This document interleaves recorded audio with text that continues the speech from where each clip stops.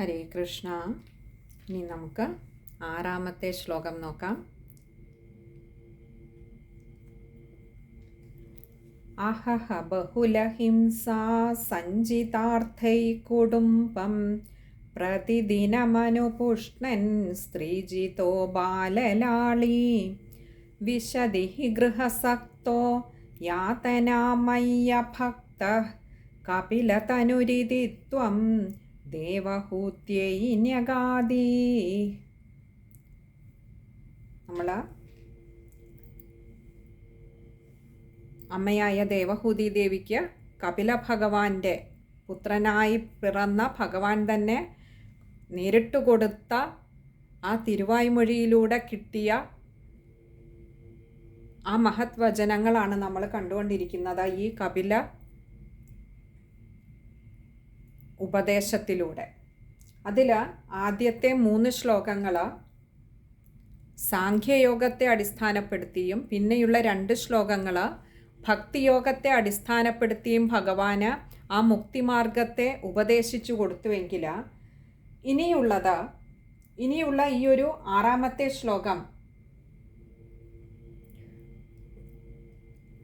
3 തരത്തിലുള്ള ഗതികളുടെ നിരൂപണമാണ് ഇനിയുള്ള 3 ശ്ലോകങ്ങളിലായിട്ട് നമ്മൾ കാണുന്നത്. ആദ്യത്തെ ഇതിൽ താമസഗതിയുടെ നിരൂപണമാണെങ്കിൽ 7-ാമത്തെ ശ്ലോകം വരുമ്പോൾ അത് രാജസഗതിയുടെ നിരൂപണവും 8-ാമത്തെ ശ്ലോകം വരുമ്പോൾ സാത്വിക ഗതിയുടെ നിരൂപണവുമാണ് കാണുന്നത്. അതിനുശേഷം 9-ാമത്തെ ശ്ലോകത്തിൽ അമ്മയെ അനുഗ്രഹിക്കുന്ന ഭഗവാൻ ആ അമ്മയെ മോക്ഷപദത്തിലേക്ക് എത്തിക്കുന്ന കാഴ്ചയാണ് 9-ാമത്തെ ശ്ലോകത്തിൽ നമുക്ക് കാണാനാവുന്നത്.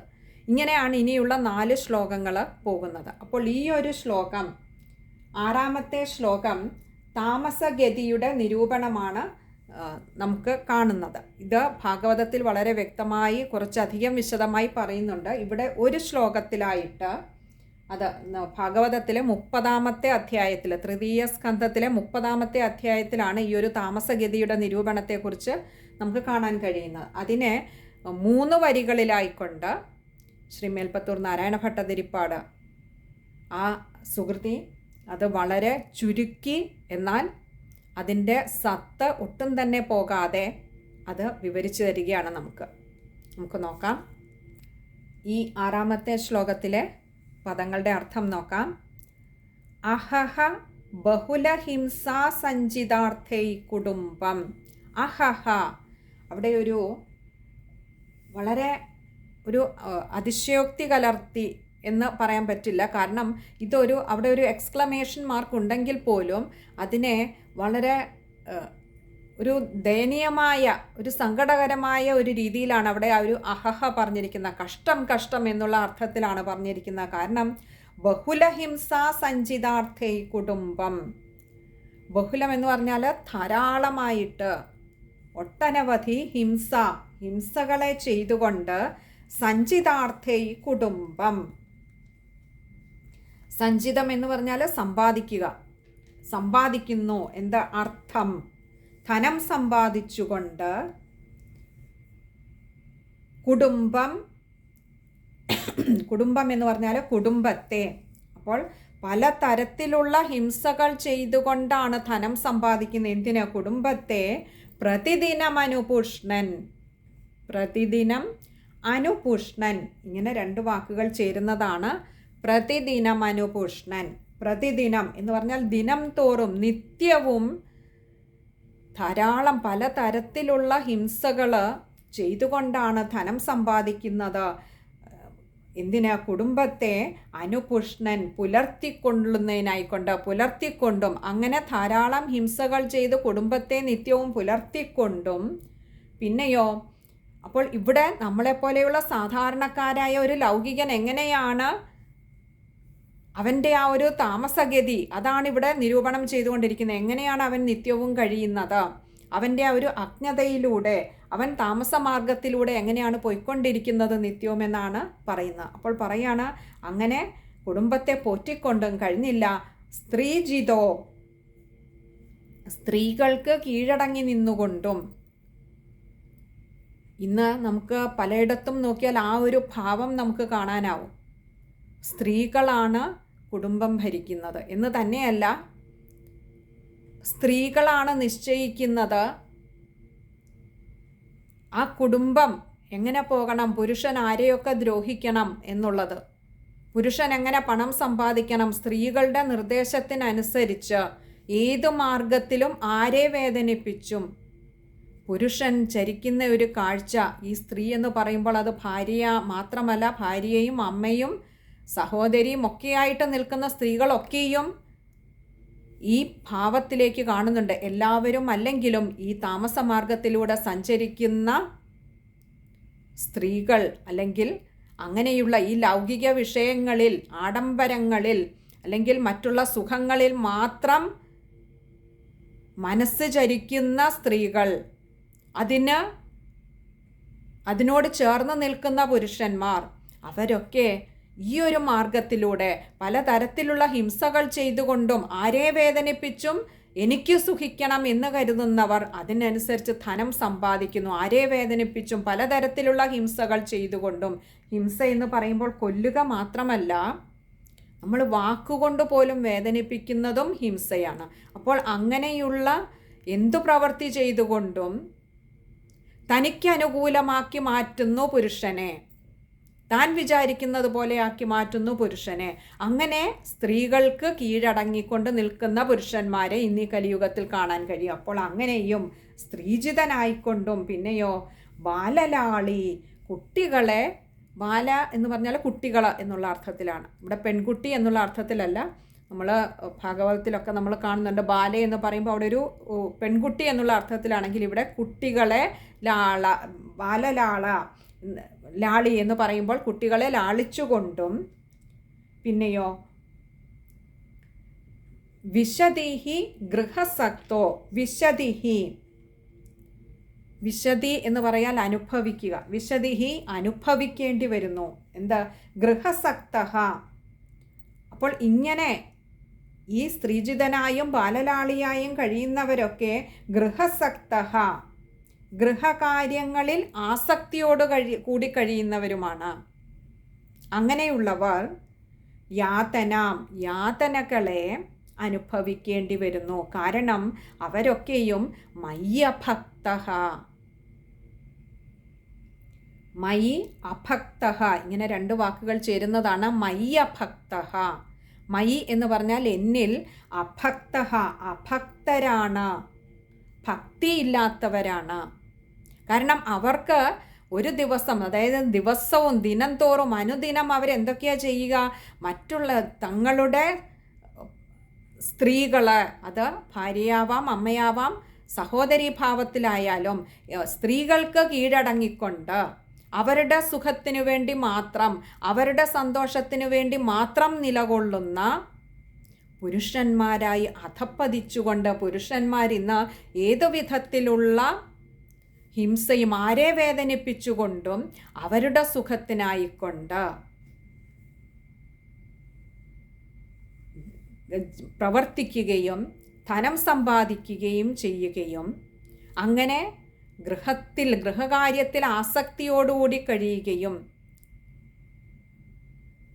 സ്ത്രീജിതനായ അവർ കുട്ടികളെ ലാളിക്കുന്നതിലും ഒക്കെ സമയം കണ്ടെത്തുമ്പോഴും എന്നിൽ അഭക്തരായതുകൊണ്ട് തന്നെ എൻ്റെ നാമസങ്കീർത്തനങ്ങളെ ഉരുവിടാനോ എൻ്റെ ഗുണഗണങ്ങളെ കേൾക്കാനോ എൻ്റെ കഥകളെ, എൻ്റെ ലീലകളെ വർണ്ണിക്കാനോ ഒന്നിനും തന്നെയും അവർ സമയം കണ്ടെത്തുന്നില്ല. കാരണം അവർക്കതിനോട് താല്പര്യമില്ല. അവരുടെ താല്പര്യം മുഴുവൻ, അവരുടെ രുചി മുഴുവൻ ഇതുപോലെയുള്ള ലൗകികമായ വിഷയങ്ങളിലാണ്. അപ്പോൾ തൻ്റെ സുഖത്തിനു വേണ്ടി, തൻ്റെ പ്രിയപ്പെട്ടതെന്ന് താൻ കരുതുന്നവരുടെ സുഖത്തിനു വേണ്ടി ആരെ വേദനിപ്പിക്കാനും എങ്ങനെ ഹിംസിക്കാനും അവർ തയ്യാറാകുന്നു. അവർ മടിക്കുന്നില്ല. അവർക്ക് വേണ്ടത് താങ്കളുടെ എൻ്റേതെന്നും തൻ്റേതെന്നും കരുതുന്നവരുടെ, എനിക്കും എൻ്റേതെന്നും കരുതുന്നവരുടെ സുഖത്തിനു വേണ്ടി മാത്രം ആരെയും വേദനിപ്പിക്കുന്ന തരത്തിലേക്ക്, ആരെയും വേദനിപ്പിച്ചുകൊണ്ട് അർത്ഥം സമ്പാദിക്കുകയും ആ അർത്ഥം വിനിയോഗിക്കുകയും ചെയ്യുന്ന തലത്തിലേക്ക് ഇന്നീ കലിയുഗത്തിൽ മനുഷ്യൻ അധപ്പതിച്ചിരിക്കുന്നു. കാരണം അവർക്ക് എന്നിൽ ഭക്തിയില്ല. മയ്യഭക്ത, എന്നിൽ ഭക്തിയില്ലാത്തത് കൊണ്ടാണ് അവർ ആ വിധത്തിൽ സഞ്ചരിക്കുന്നത്. അതുകൊണ്ട് തന്നെ അവർക്ക് യാതനകളെ അനുഭവിക്കേണ്ടിയും വരുന്നു. ഇവിടെ യാതനകൾ എന്ന് പറയുമ്പോൾ ശാരീരികമായും മാനസികമായും ഒക്കെ യാതനകൾ അനുഭവിക്കേണ്ടി വരുന്നു. ഇവിടെ നമുക്കൊരു സംശയം തോന്നാം, അപ്പോൾ ഈ താമസഗതിയിലൂടെ ചരിക്കുന്നവർക്ക് മാത്രമാണോ ഇവിടെ യാതനകൾ? അല്ല. കാരണം നമുക്ക് കുന്തിദേവിയുടെ അനുഭവം എടുത്തു നോക്കിയാൽ അല്ലെ, എത്രയെത്ര ആപൽഘട്ടങ്ങളിലൂടെയാണ് കടന്നുപോയത്. അവിടെയൊക്കെ പക്ഷെ ഭഗവാൻ ഒരു കൈത്താങ്ങായി കൂടെ നിന്നിരുന്നു. അത് അഗ്നി ആയിക്കോട്ടെ, വിഷമായിക്കോട്ടെ, ഏതെല്ലാം സമുദ്രത്തിൽ ഭീമസേനെ കെട്ടിത്താഴ്ത്തിയപ്പോഴും ഭഗവാൻ കൈവിട്ടില്ല. അവിടെയും പൂർവാധികം ശക്തിയോടെ 10,000 ആനയുടെ ശക്തിയോടുകൂടിയാണ് അവിടെ നിന്നും തിരിച്ചു പുറത്തു വരുന്നത്. അവിടെയൊക്കെയും ഭഗവാന്റെ ഒരു കൈത്താങ്ങുണ്ടായിരുന്നു. അപ്പോൾ സൽഗതിയിലൂടെ സഞ്ചരിച്ചിട്ടും യാതനകൾ അനുഭവിക്കുന്നവരുടെ വിഷയം വേറെയാണ്. അങ്ങനെയുള്ളവർക്ക് ഭഗവാൻ തുണയായി ഉണ്ടാവും. അല്ല എങ്കിൽ, അല്ലാതെ നേടുന്നത് ആരുടെയെങ്കിലും മനസ്സ് വേദനിപ്പിച്ചുകൊണ്ട് എന്തെങ്കിലും നേടിയാൽ അത് തൽക്കാലത്തെ നേട്ടമാണ്. ആത്യന്തികമായി അത് തൻ്റെയും തൻ്റെ കുലത്തിൻ്റെയും നാശത്തിന് തന്നെ കാരണമാകുമെന്ന് ഈ രാമായണ മാസത്തിൽ രാമായണ കഥ രാവണനിലൂടെ നമ്മളെ ഓർമ്മിപ്പിക്കുന്നുണ്ട്. രാവണൻ താൻ ആഗ്രഹിച്ച സീതയെ നേടി. പക്ഷെ അതിനിപ്പുറം വേദനിച്ചു കൊണ്ടിരുന്ന ശ്രീരാമനെ കാണാൻ കഴിഞ്ഞില്ല. അപ്പോൾ ആരെ വേദനിപ്പിച്ചും എന്തും നേടിയെടുക്കുക, തൻ്റെ ഇഷ്ടത്തിനായി, തൻ്റെ സ്വാർത്ഥ ലാഭത്തിന് വേണ്ടി എന്തും നേടിയെടുക്കാനുള്ള ഒരു വ്യഗ്രത ഇന്നീ കലികാലത്തിലേറെയാണ്. അവിടെ നോവുന്ന വേദനിക്കുന്ന മറ്റൊരു ഹൃദയമുണ്ടായിരുന്നു സീതാദേവിയുടെ. കാണാൻ കഴിഞ്ഞില്ല രാവണന്. നേടിയെടുത്തു. ഒടുവിലോ ആ നേട്ടം തൻ്റെ തന്നെ നാശത്തിലേക്ക്, തൻ്റെ കുലത്തിൻ്റെ നാശത്തിലേക്ക് വഴിവെക്കുകയാണ് ചെയ്തത്. അതിനുള്ള തിരികൊളുത്തലായിരുന്നു ഇന്ന് മറ്റുള്ളവരെ വേദനിപ്പിച്ചുകൊണ്ട് താൻ നേടിയെടുത്തതൊക്കെ എന്ന് ആ രാവണൻ തിരിച്ചറിഞ്ഞപ്പോഴേക്കും സമയം വൈകിയിരുന്നു. നമ്മളിത് ലൗകികമായ തലത്തിൽ നിന്ന് ചിന്തിക്കുമ്പോഴാണ്. കുറച്ചുകൂടി ഉയർന്ന തലത്തിൽ നിന്ന് ചിന്തിച്ചാൽ രാവണന് നന്നായി അറിയാമായിരുന്നു രാമൻ ആരാണെന്നും എന്തിനായി വന്നതാണെന്നും. അതുകൊണ്ടാണ് അവിടെ നമുക്ക് കാണാം, ഇവിടെ മാരീചൻ്റെ അടുത്തെത്തുന്ന രാവണൻ ഇങ്ങനെ സീതാദേവിയെ മോഹിപ്പിക്കാൻ പറയുമ്പോൾ മാരീചൻ പറയുന്നുണ്ട്, രാമൻ സാധാരണ മനുഷ്യനല്ല എന്ന് പറയുമ്പോൾ രാവണൻ ചോദിക്കുന്നുണ്ടല്ലോ, അങ്ങനെ രാമൻ എനിക്ക് ഈ ഒരു ജന്മത്തിൽ നിന്നും മോചനം നൽകാൻ വന്നതാണെങ്കിൽ അതിന് തടയാൻ നീ ആര് എന്ന് ചോദിക്കുന്നൊരു ഭാഗമുണ്ട്. അതായത് തയ്യാറായിരുന്നു രാമനാൽ വധിക്കപ്പെടാൻ. രാമൻ എന്ന തത്വത്തെ നന്നായി മനസ്സിലാക്കിയിരുന്നു എന്നർത്ഥം. ഇവിടെ സീതാദേവിയെ തട്ടിക്കൊണ്ടുപോകുമ്പോൾ ഇങ്ങനെ ഈ കലികാലത്തിലും മറ്റുള്ളവരെ വേദനിപ്പിച്ചുകൊണ്ട് നമ്മൾ നേടുന്നതൊക്കെയും നമ്മുടെ നാശത്തിലേക്കാണ് നമ്മളെ നയിക്കുന്നതെന്ന് തിരിച്ചറിയണം. അല്ലാതെ ജീവിതത്തിൽ ദുഃഖങ്ങൾ കടന്നു വരാം കുന്തിദേവിയെ പോലെ. പക്ഷെ അവിടെ ഭഗവാൻ തുണയുണ്ടാവും. നമ്മുടെ അധർമ്മമായ അല്ലെങ്കിൽ താമസഗതിയിലൂടെയുള്ള സഞ്ചാരം കൊണ്ടല്ല നമ്മളിലേക്ക് ദുഃഖം കടന്നു വരുന്നതെങ്കിൽ, ജീവിതത്തിൽ യാതനകൾ വരുന്നതെങ്കിൽ ഓർക്കുക, പ്രാരബ്ധങ്ങൾ അനുഭവിച്ചേ മതിയാവൂ. ആ കർമ്മ പ്രാരബ്ധങ്ങളാണ് നമ്മളെ ഇങ്ങനെ, അതും ഭഗവാന്റെ കൃപ കൊണ്ട് ഇപ്പോൾ ഇങ്ങനെ അനുഭവിച്ചത്. ആ ഭാരം കുറഞ്ഞുകൊണ്ടിരിക്കുകയാണ്. ഇനിയുമുള്ള സഞ്ചാരത്തിൽ ഈ ഭാരം അത്ര കണ്ടു കുറഞ്ഞു കിട്ടുമെന്ന് ആശ്വസിക്കുക. പക്ഷേ അത് സഹിക്കുമ്പോഴും ഈശ്വരൻ്റെ ഒരു തുണ കുന്തിദേവിയിൽ എപ്രകാരം കനിഞ്ഞിരുന്നുവോ അപ്രകാരം സജ്ജനങ്ങളിൽ ഭഗവാൻ മനസ്സിന് ശാന്തിയായി ശക്തിയായി കൂടെയുണ്ടാവും. ഓർക്ക്, നമ്മൾ നമുക്ക് വേണ്ടി കരുതുന്നതിൽ കൂടുതൽ നമുക്ക് വേണ്ടി കരുതേണ്ടത് ഈശ്വരനാണ്. അതെങ്ങനെയാണ് കരുതുക? നമ്മുടെ കർമ്മങ്ങളിലൂടെയാണ്. നമ്മുടെ കർമ്മം നല്ലതല്ല എങ്കിൽ നമുക്ക് വേണ്ടി നമ്മൾ എന്ത് കരുതി വെച്ചാലും ഈശ്വരൻ കരുതേണ്ട സമയത്ത് നമ്മളെ കരുതില്ല. അത് മഹാഭാരതം കഥ നമ്മളെ പഠിപ്പിച്ചു തരുന്നുണ്ട്. രാജ്യവും സമ്പത്തും മുഴുവൻ പാണ്ഡവരുടെയും കൂടി തൻ്റെ കൈക്കലാക്കി നേടിവെച്ചു കൗരവർ ചൂതുകളിയിലൂടെ. പക്ഷേ സമയമെത്തിയപ്പോൾ, ഒരു യുദ്ധം വന്നപ്പോൾ 11 അക്ഷൗഹിണി പടകളുമായി കളത്തിലിറങ്ങിയ ആ കൗരവരെ ഭഗവാൻ തുണച്ചില്ല. രാജ്യവുമില്ല, സമ്പത്തുമില്ല, പ്രതാപവുമില്ല. വെറും 7 അക്ഷൗഹിണി പടകളുമായി കളത്തിലിറങ്ങിയ പാണ്ഡവരെ പക്ഷേ ഭഗവാൻ തുണയ്ക്കാനുണ്ടായിരുന്നു. കാരണം അവരുടെ മാർഗം ധാരാളം യാതനകളും വേദനകളും ജീവിതത്തിൽ ഏറ്റുവാങ്ങിയെങ്കിലും ഒരു ദുർഘട സമയമെത്തിയപ്പോൾ, ഒരു യുദ്ധക്കളത്തിലെത്തിയപ്പോൾ അവർക്ക് താങ്ങായി ഭഗവാൻ ഉണ്ടായിരുന്നു. ആയുധത്തിൻ്റെ രൂപത്തിലല്ല വന്നത്, ഒരായുധവും ഭഗവാൻ എടുത്തില്ല ആ യുദ്ധക്കളത്തിൽ പോലും. പക്ഷേ എന്നിട്ടും ആ സാന്നിധ്യം,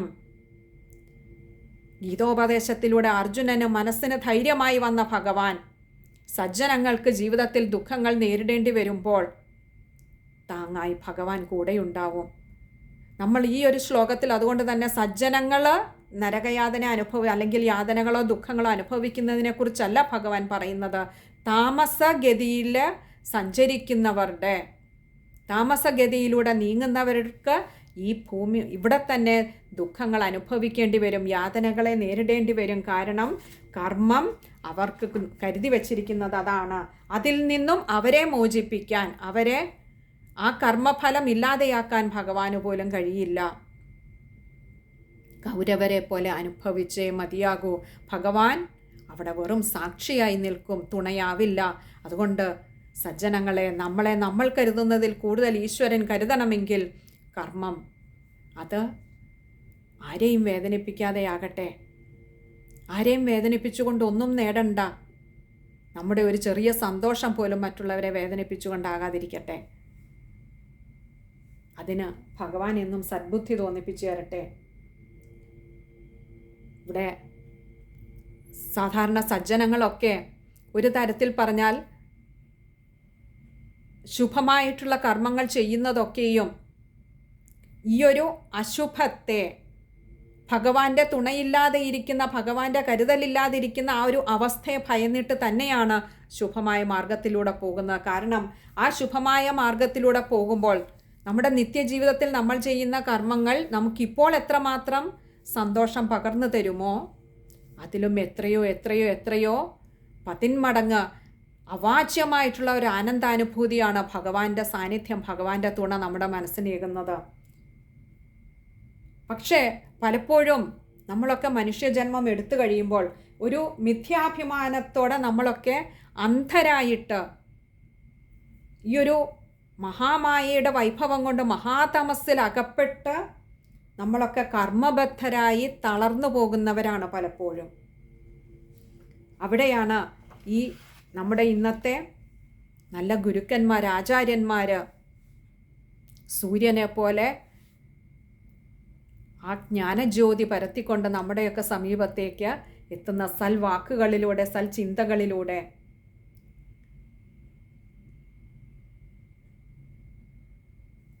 ആ യോഗികൾക്കൊന്നും തന്നെയും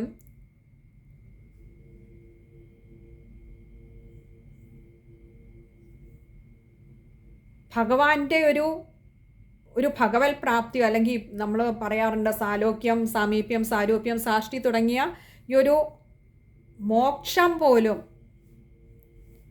അവരാരും ആഗ്രഹിക്കുന്നില്ല എന്നുള്ളതാണ് സത്യം. അവർക്കൊന്നേ വേണ്ടൂ, അവരുടെ കർമ്മങ്ങൾ ഭഗവാന്റെ പ്രീതിക്കായിക്കൊണ്ടാകണമേ, അവിടുന്ന് സംപ്രീതനാകണമേ എന്നൊരു പ്രാർത്ഥന മാത്രമേ അത്തരത്തിലുള്ളവർക്ക്, സാത്വികരായിട്ടുള്ളവർക്ക് ഉണ്ടാവുകയുള്ളൂ. മറിച്ച് താമസഗതിയിലൂടെ നീങ്ങുന്നവർക്ക് ആ ഒരു ധാർഷ്ട്യം, അഹങ്കാരഭാവം അവരിൽ അങ്ങനെ തുളുമ്പി നിൽക്കുന്നത് കൊണ്ട് തന്നെ ഭഗവാനെ സ്മരിക്കാനോ ഭഗവാനെ വണങ്ങുന്നവരെ ബഹുമാനിക്കാനോ അവർക്ക് കഴിയില്ല. നമ്മൾ പൂന്താനം തിരുമേനി പറഞ്ഞതുപോലെ സജ്ജനങ്ങളെ കാണുന്ന നേരത്ത് ലജ്ജ കൂടാതെ വീണു നമിക്കണം. പക്ഷെ ഇവിടെ നിന്ദിച്ചത്രേ ചൊല്ലുന്നു അവർക്ക് നിന്ദിക്കാനേ അറിയാം, അവർക്കാരെയും ബഹുമാനിക്കാൻ അറിയില്ല. കാരണം അവർ നേടിയെടുത്ത ആ പണം അത് ധാർമ്മികമായ അല്ലെങ്കിൽ സാത്വികമായ വഴിയിലൂടെയല്ല, അത് നേടുന്നതിലൂടെ, അത് സമ്പാദിക്കാനായി പലരെയും വേദനിപ്പിക്കേണ്ടി വന്നിട്ടുണ്ട്. ആ വേദനയിൽ അവർക്കൊട്ട് കുറ്റബോധവും ഉണ്ടാവുകയില്ല ഈ ഒരു താമസഗതിയിലൂടെ നീങ്ങുന്നവർക്ക്. അതുകൊണ്ട് ഇവിടെ ഭഗവാൻ പറയുകയാണ്, ആ താമസഗതിയിലൂടെ പോകാതെ നിരഹങ്കാര ബുദ്ധിയോടുകൂടി, നിഷ്കാമ ബുദ്ധിയോടുകൂടി സ്ത്രീജിതനാകാതെ.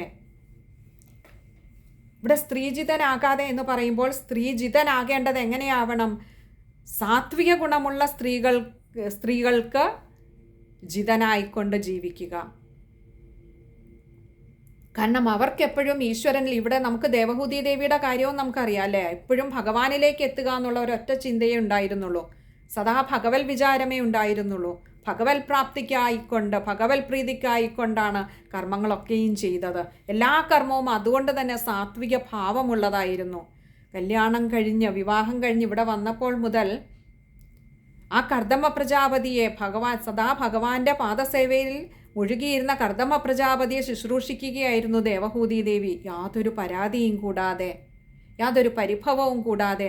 അപ്പോൾ അന്നു മുതൽ അങ്ങനെയുള്ള ഒരു സ്ത്രീ ആയിരുന്നത് കൊണ്ട് തന്നെ അങ്ങനെയുള്ള സജ്ജനങ്ങളുമായി സംസർഗം വന്നാൽ അത് തൻ്റെയും കൂടി ഉയർച്ചയ്ക്ക് കാരണമായി ഭവിക്കും.